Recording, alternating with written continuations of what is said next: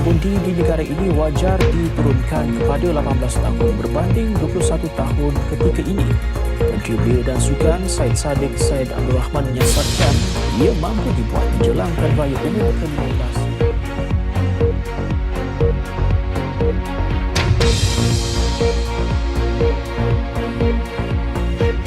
Isu-isu generasi muda yang lain. Dan dalam usaha untuk capai objektif tersebut, kita juga akan ada beberapa jenis pindaan yang lain. So it's a whole package untuk memastikan bahawa sistem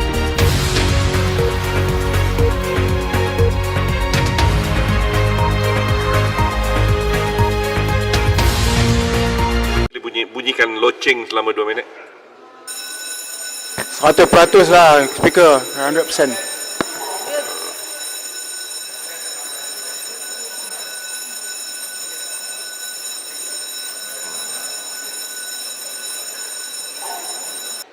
Ahli-ahli yang bersetuju 211.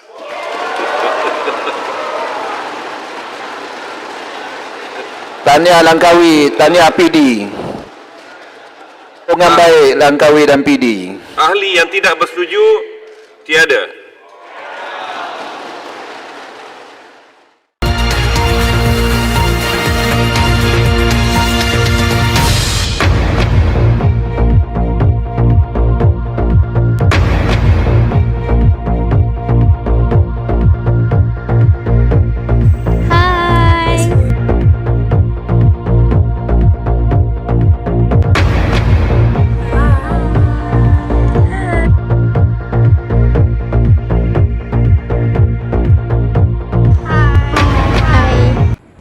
Sebuah video telah dimuat naik di YouTube pada 16 Julai 2019 yang bertajuk Lakar Sejarah Dewan Lulus Pindaan Perlembagaan Undi 18 Tahun.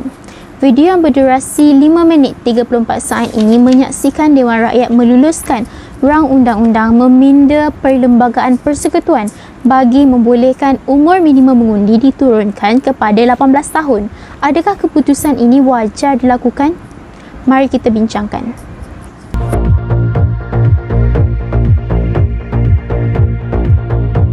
Kebangkitan isu undi 18 telah menemui pelbagai reaksi dari rakyat. Kita sendiri sebagai golongan belia masing-masing telah membincangkan isu ini ketika berita tentang isu tersebut disiarkan. Dalam kalangan belia sendiri, masing-masing mengakui bahawa mereka tidak cukup pengetahuan tentang politik negara. Kematangan dan cara berfikir mainkan peranan yang penting. Sebagai golongan yang baru sahaja merasa ilmu dewasa, kami beranggapan bahawa kami lebih mudah dipengaruhi oleh orang sekeliling dan kurang berkemampuan membuat pilihan atas rasional sendiri. Pendapat Zaim bagaimana pula? Saya bersetuju dengan pendapat Syahzal tadi mengenai belia ini kurang pengetahuan mengenai politik negara. Jika mereka ini dibenarkan untuk mengundi juga, mereka akan lebih cenderung untuk melihat dan memerhati dahulu parti politik mana yang layak untuk mereka undi. Hal ini kerana sekarang mereka telah terdedah dengan isu-isu politik yang kurang stabil. Jadi mereka ingin buat keputusan yang terbaik untuk memilih parti yang berpotensi untuk memimpin negara, kerana itu juga adalah masa depan mereka. Terima kasih.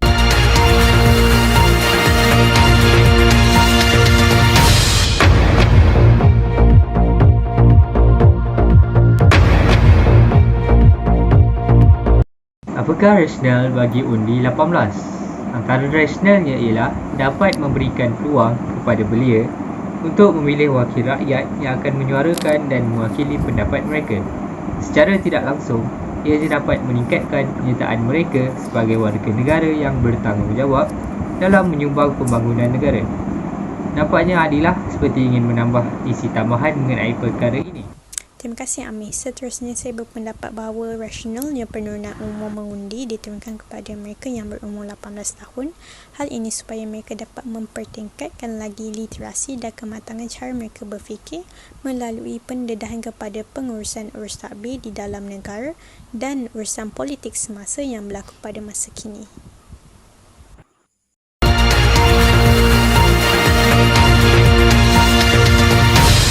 Majoriti negara-negara yang mengamalkan sistem demokrasi membenarkan rakyat mereka seawal usia 18 tahun untuk mengundi. Malaysia merupakan salah sebuah negara yang masih mengamalkan umur mengundi 21 tahun. Maka adalah sangat wajar cadangan menurunkan umur layak mengundi kepada 18 tahun. Ini diberi sokongan penuh. Malahan, mengikut garis panduan United Nations Convention of Rights of Child, umur 18 tahun ini diiktiraf sebagai cukup dewasa untuk menentukan hala tuju sesebuah.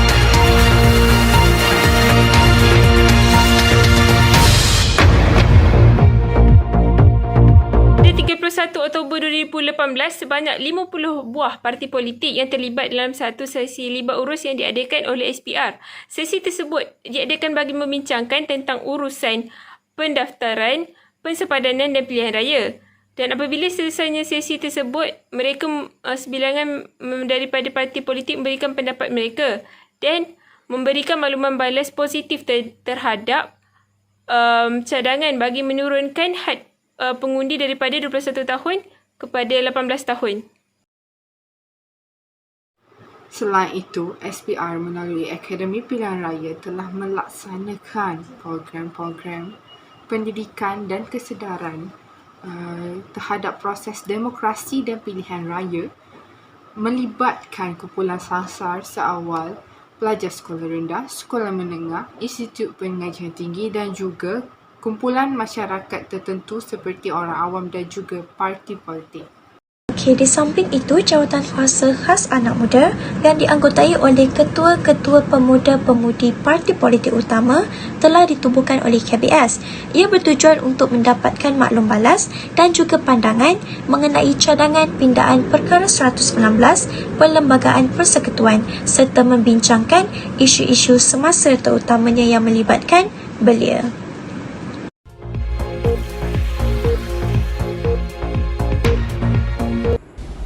Antara kebaikan mengundi umur 18 adalah dapat menyumbang kepada kesejahteraan demokrasi negara kerana penglibatan belia akan mewujudkan ruang diversiti kerana golongan ini mampu memberikan idea dan melihat setengah isu daripada perspektif yang berbeza. Apabila pengundi terdiri daripada pelbagai bangsa, budaya, agama dan peringkat umur, maka semua stakeholder yang terlibat dengan pilihan raya perlu memainkan peranan yang sewajarnya dan mengambil kira tentang kepentingan semua pihak, khususnya pihak belia. Bangga untuk menerapkan demokrasi fasa ketiga, di mana fasa pertama adalah ketika kita mula mengamalkan demokrasi. Fasa kedua pula adalah proses pengukuhan institusi demokrasi kita. Dan fasa ketiga demokrasi pula adalah mengenai penyertaan rakyat dalam membuat keputusan. Undi 18 bukan hanya demokrasi dari perspektif pengundian dan pilihan raya, ianya lebih dari itu. Ini adalah pencapaian demokratik dalam semangat pemerkasaan belia yang sebenarnya. Undi 18 baik untuk pemerkasaan belia ini kerana ia merangkumi hakikat bahawa belia bukan hanya pemimpin pada masa depan kita, tetapi juga pemimpin pada masa kini. Di samping itu, generasi remaja diberi peluang memupuk kematangan politik lebih awal dan tidak perlu menunggu sehingga mencecah 21 tahun. Untuk terbabit demokrasi berperwakilan, apabila 18 tahun boleh mengundi kelak, remaja berkenaan akan menjadi aset kepada parti politik untuk mendapat undi dan sokongan. Mereka pasti akan menjadi sasaran parti politik. Perkembangan maklumat dan teknologi yang tinggi, pemuda sudah diberikan sejumlah maklumat dan pengetahuan.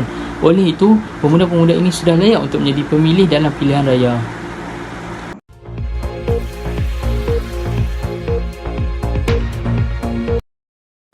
Memang betul ada kebaikan ini, undi 18 ini diadakan. Tapi kalau kita lihat situasi sekarang di mana laman sosial seperti Facebook, Instagram dan Twitter menjadi platform untuk rakyat-rakyat bersuarakan tentang ketidakpuasan mereka, sokongan mereka terhadap satu pihak politik. Ada sahaja yang berkongsi idea ataupun ilmu, tapi kita tidak tahu betapa kesahihan setiap maklumat dan juga kata-kata tersebut.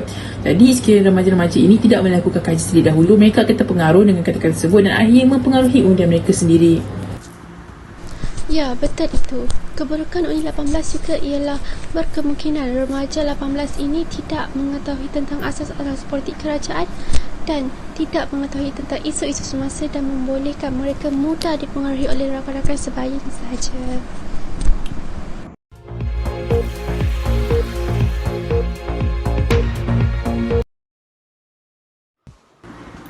Antara langkah-langkah yang telah diambil oleh kerajaan untuk menggalakkan belia mendaftar dan mengundi adalah aktiviti pendidikan pengundi dipergiatkan lagi melalui program pendidikan pengundi khusus untuk golongan belia yang bertujuan untuk memberi kefahaman mengenai pilihan raya.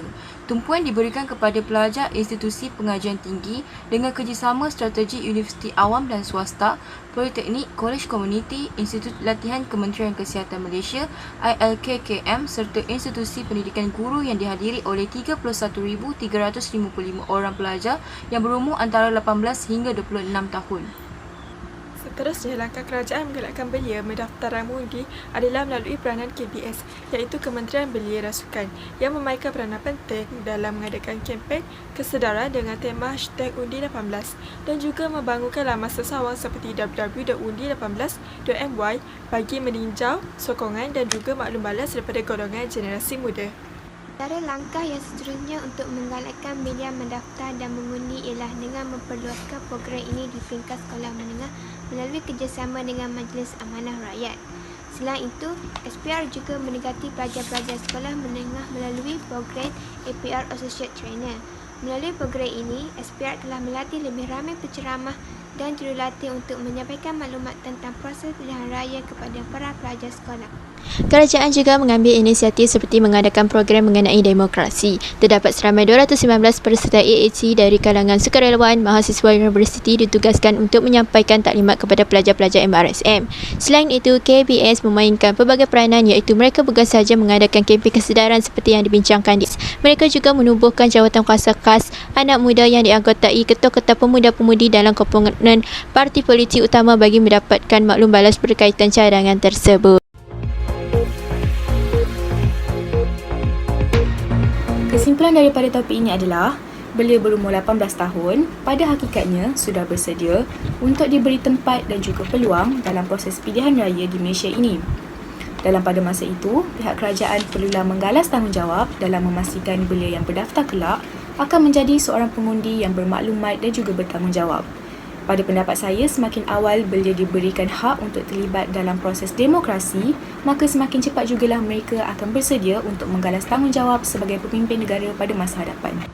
Apa yang dapat disimpulkan mengikut pendapat saya berkenaan tindakan Dewan Negara dalam meluluskan pindaan perlembagaan mengundi kepada umur 18 tahun adalah bukannya sesuatu isu yang baru kerana kebanyakan negara-negara maju di luar sana telah pun meluluskan had umur mengundi kepada 18 tahun seperti negara United Kingdom dan Jerman.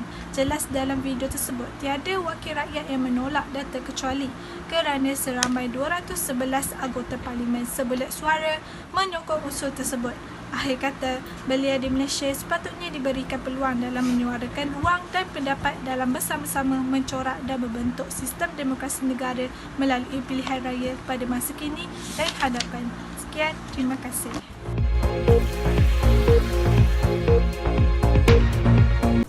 Bye.